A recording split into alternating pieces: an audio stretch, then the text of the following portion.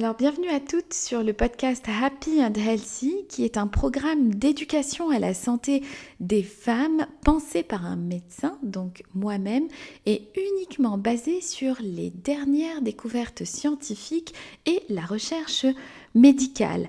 Alors l'idée c'est de se pencher sur la question d'abord de la santé et de se retrousser les manches pour préserver son capital santé, pour accroître sa santé, au lieu de se retrousser les manches finalement pour guérir d'une maladie une fois qu'elle est apparue. C'est ce que l'on appelle la médecine préventive, c'est-à-dire venir agir et s'occuper de sa santé avant l'apparition de la maladie. Alors ceci est un podcast introductif, c'est une introduction au programme et nous allons développer cette introduction en fait en 3 parties. D'abord, je vais vous expliquer un petit peu pourquoi ce podcast et dans quel objectif.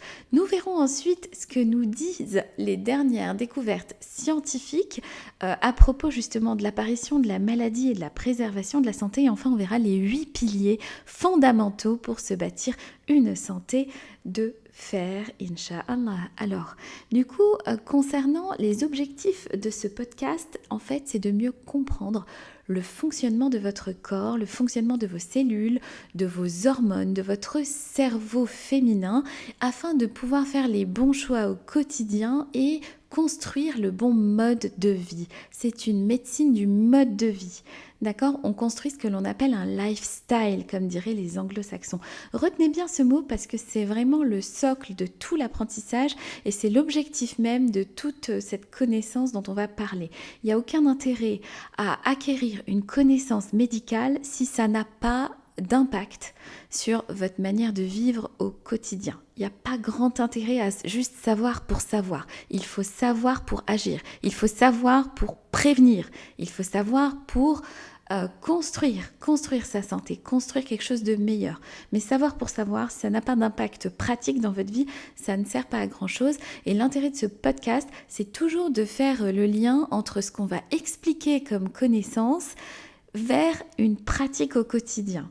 Voilà, ça c'était l'objectif principal du podcast. Ensuite, la deuxième chose, je voulais vous informer de ce que dit la science ces dernières décennies concernant l'apparition des maladies. Longtemps, on a cru que l'apparition des maladies dépendait uniquement de nos gènes, c'est-à-dire si on a hérité ou non du gène de la maladie par nos parents, et on se disait que bon, si on a hérité du gène, on développera la maladie et point final.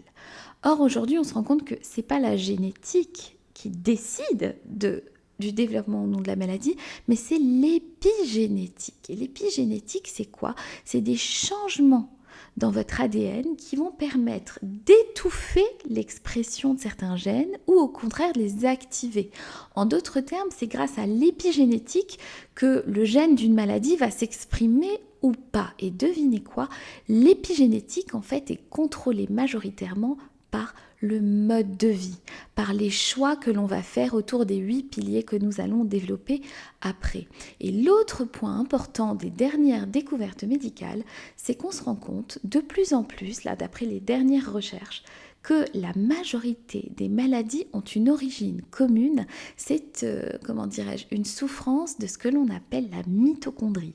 Alors c'est un mot un petit peu barbare, la mitochondrie, mais en fait la mitochondrie, les mitochondries, puisqu'on en a des millions dans notre corps, ce sont des petites usines à énergie qui se trouvent dans toutes nos cellules. Nos cellules contiennent majoritairement toutes des mitochondries qui transforment l'énergie qu'on mange en une énergie qu'on peut utiliser pour vivre. Concrètement, c'est ça. Et on se rend compte que finalement, le diabète serait une maladie de la mitochondrie.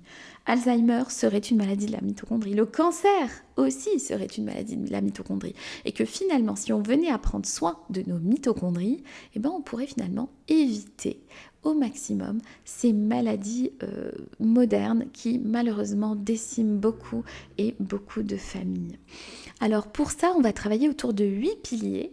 C'est-à-dire qu'en fait, l'ensemble des apprentissages, de toutes les notions qu'on va évoquer, pourront toujours être rangés dans l'un de ces 8 piliers de la santé, ce qu'on appelle la santé intégrative, c'est-à-dire une santé qui prend en considération l'ensemble finalement des piliers de la vie, d'accord?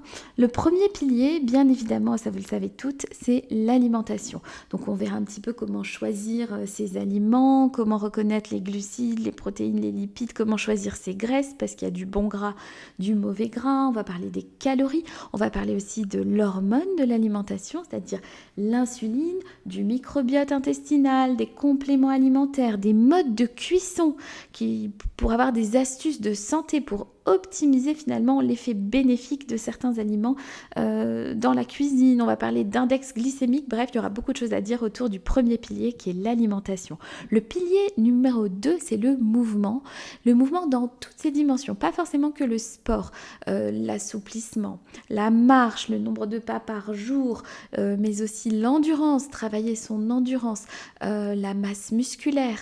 On verra que c'est important de contracter ses muscles, de porter un peu de poids, de contracter ses muscles contre la résistance. Ça protège de nombreuses maladies et aussi aujourd'hui on le sait.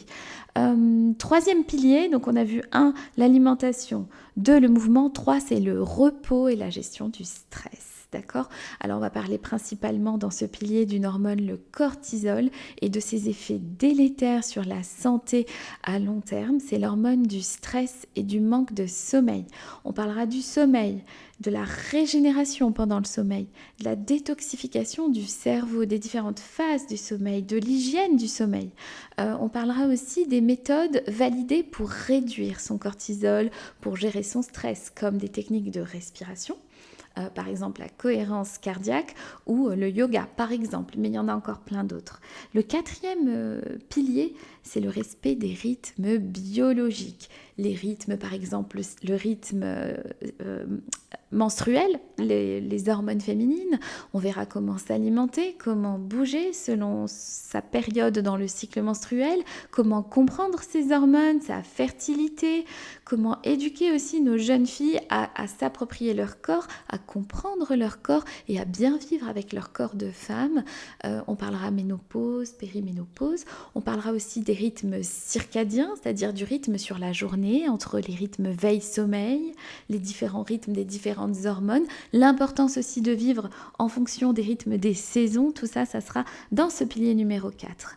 Pilier numéro 5, on va parler d'un point très important, un peu moins connu, c'est l'exposition à la lumière. Alors il y a différents types de lumière, il faut exposer son corps à la lumière, mais attention, ça dépend du moment de la journée, d'accord? On verra comment jongler entre l'exposition à la lumière, le moment de la journée, parce que tout ça, ça régule votre glycémie, votre sommeil et l'ensemble de vos hormones.